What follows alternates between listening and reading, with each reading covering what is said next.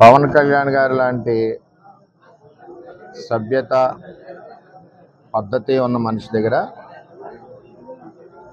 Election చేసినందుకు గర్వంగా ఉన్నాం. ఆయన దగ్గర నుంచి కానీ 2009 జనసేన పార్టీ దగ్గర నుంచి కానీ మాకు ఏ విధమైన ఇబ్బందులు లేవు. మేము ఎప్పుడు కూడా కలిసికట్టుగా ఒకే కుటుంబంలాగా మొన్న ఎలక్షన్ చేసాం, వాటికి పనిచేసుకున్నాం.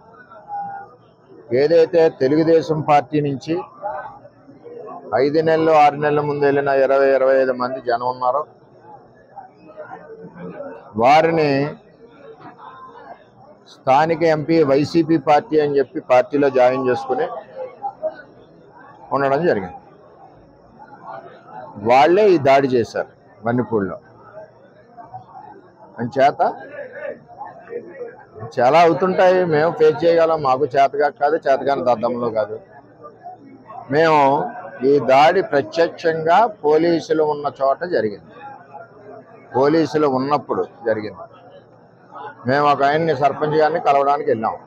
ఎలక్షన్లో రకరకాలుగా చేసాం. మేము పబ్లిక్గా చేసిన వాళ్ళు ఉన్నారు, చాటుని చేసిన వాళ్ళు ఉన్నారు, వెనకుండి మాకు హెల్ప్ చేసిన వాళ్ళు ఉన్నారు. ఇవన్నీ మేము చెప్పం కదా, ఊరందరికీ చెప్పాలి పని నాకు లేదు కదా. నాకు ఆయన బాధ్యత చెప్పారు ఎలక్షన్, ఆ బాధ్యత నేను నెరవేర్చా. అంచేత వాళ్ళు దాడి చేశారు, చాలా దారుణంగా దాడి చేశారు. అందులో మా కారులో మండల పార్టీ ప్రెసిడెంట్ గారు ఉన్నారు, ఎక్స్ జెడ్పీటీసీ ప్రసాద్ గారు ఉన్నారు, ఇంకో ఎక్స్ జెడ్పీటీసీ బర్లప్పారావు ఉన్నారు, ఇంకో ఆయన ఎక్స్ ప్రెసిడెంట్ నాగు ఉన్నారు, ఇంకో ఆయన పార్టీ ప్రెసిడెంట్ శివ ఉన్నాడు. ఎంతమంది ఉండగా సడన్గా సీసాలు, ఇటుక బెడ్లు, ఇది మండలంలో ఒక ప్రాక్టీస్ అయిపోయింది. ఇది వరకు సాయి ధర్మతేజ్ గారి మీద కూడా ఇదే దాడి చేశారు.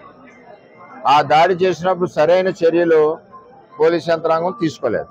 ఆఖరికి వాళ్ళు వెళ్ళిపోయాక దాడి జరిగింది అన్నారు తప్పితే, వాళ్ళు ఉండగా దాడి జరిగి దెబ్బలు తగిలితే వాళ్ళు వెళ్ళిపోయాక దాడి జరిగింది అన్నారు. సరే, ఇదంతా కాంట్రవర్సీ ఎందుకని మేము మాట్లాడుకుంటున్నాం. ఇది నన్ను చంపడానికి కుట్ర జరిగింది. ఎందుకంటే నాకు కూడా కార్యకర్తలు, ఊళ్ళో కార్యకర్తలు కూడా 150 మంది కూడా ఉన్నారు కాబట్టి ఇవన్నీ సీసం పెంకులు, ఒళ్ళంతా కారులో ఇటుక బెడ్లు, 2-3 గాయాలు, ఇవన్నీ జరిగినాయి. సరే చూద్దాం ఏమవుతాం. ఇవన్నీ ఇటువంటి పిరికి పంద చర్యలకు భయపడేది ఏమి ఉండదు. వర్మ ఎప్పుడు కూడా 22